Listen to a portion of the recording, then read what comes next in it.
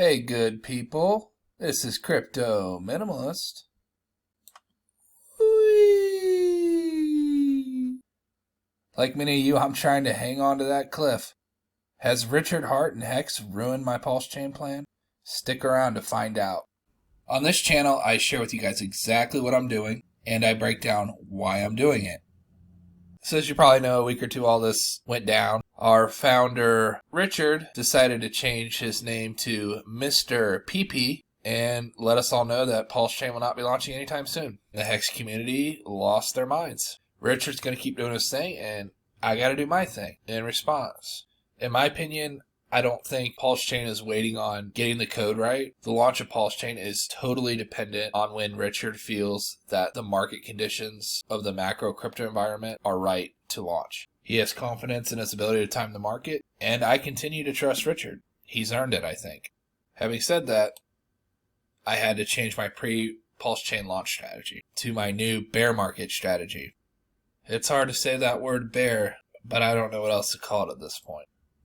So what am I doing? Well, I'm going heavy into stablecoins because I just don't trust HEX or the market at all right now. And with the opportunity that I think PulseChain is going to provide, I can't take any chances on having severely reduced buying power. I'm not wealthy by any means. I'm still a 9-to-5 guy. I may have a little bit more money than you. I probably have less money than some of the rest of you. I think most of you are kind of in the same position as me, taking home under $1,000 a week. So we can't really afford to take a lot of risks here. HEX has been resilient in the past, but it finally succumbed to the bear, like all do. And I'm going to show you on the chart here why I think holding liquid HEX is so risky. Alright guys, so I drew some pretty lines on the HEX chart to show what I mean. The last couple of months, I had been dollar cost average buying HEX between like 16 cents and 11 cents. And I took a bath like everyone else in this drop. We wicked all the way down to under 4 cents. We've recovered a little bit to 8 cents, but still, I've gotten killed. And if my goal is to buy Pulse and other PulseChain tokens, HEX has failed in accomplishing that. My biggest concern at the moment is we held this first layer of support here between 4 to 5.5 cents, but the next layer of support is all the way down at around 2 cents. We held the 4-cent support this time, but every time you test that support, it weakens and there's a greater and greater chance of breaking. And it's a long fall to any further underlying support. Now let's reveal my strategy. 80% USDC or stablecoin and 20% Ethereum. Like I said, if you're in my income bracket, right now it's just too risky and expensive to buy HEX.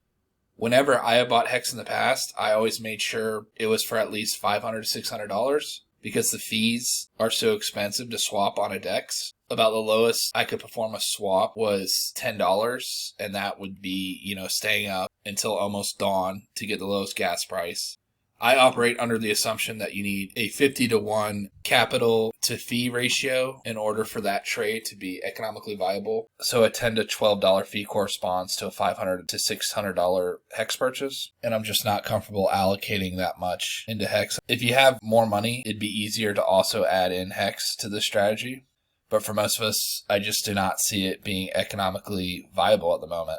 For my stablecoin, I choose to go with USDC. It's just the easiest and the cheapest. I buy it on Coinbase for a 0% fee, and then it's also really cheap for me to get ETH. I send the USDC over to Coinbase Pro, and I do limit orders, where it costs like 1 or 2 cents to do like a $10 trade. And I'll just set up a bunch of those limit orders to kind of dollar cost average Ethereum. I'm choosing Ethereum right now because in a bear market, you want an older, established coin with a very large market cap because investors and traders flock to them in times of distress.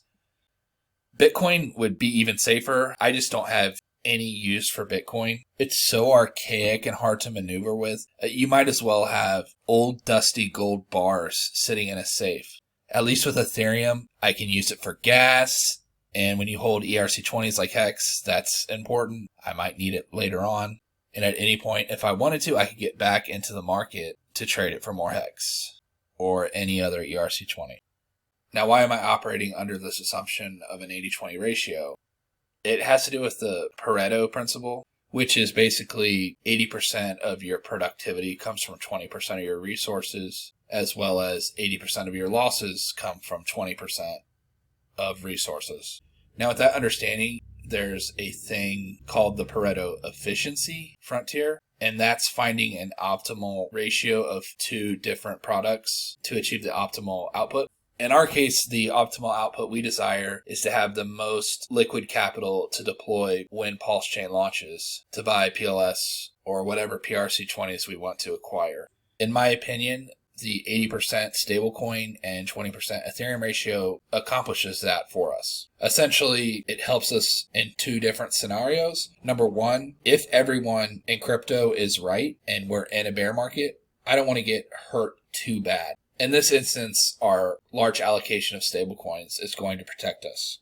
Then scenario number two, if everyone is wrong and we turn bullish, I don't want to completely miss out on some gains. That's where that little allocation of Ethereum comes in handy. And we're choosing Ethereum because it's one of the least riskiest risk-on assets while also performing well in a bull scenario. An easier way to think of it, if that whole optimization mumbo-jumbo didn't make sense, is to look at boomer investing, right? So what do boring financial advisors tell boomers to do when they retire? Like 80% super safe assets like bonds, and then 20% riskier growth assets like stocks. Now, I would strongly push back on the idea of bonds being safe, but that is basically what we're doing with our 80% stablecoin.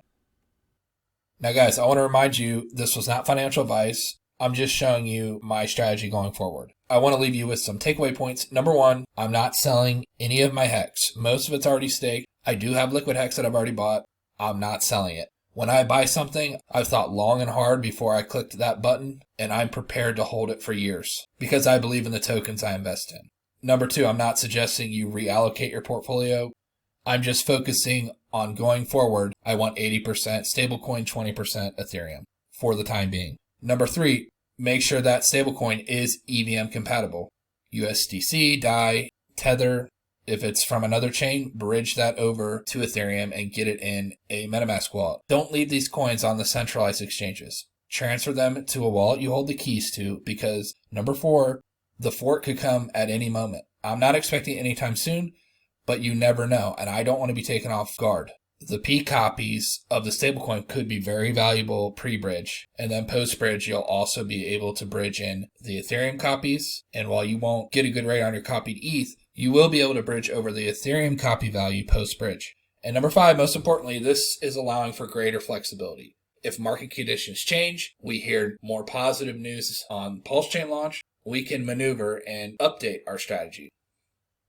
One more thing that you could do that I've done is sacrifice for a new PulseChain project called PulsePot that's going to allow you to earn Pulse token in the form of yield and rewards. I have a couple videos up on PulsePot on my channel. The sacrifice is still live. I'll leave a link in the description of this video that will take you to the official sacrifice page. If you connect your wallet, you will receive a 10% bonus on top of your sacrifice. Please watch one of my videos. I have two before you sacrifice to make sure you understand what you're getting into. With that, I'll leave it there. Keep it positive and keep hanging in there, guys.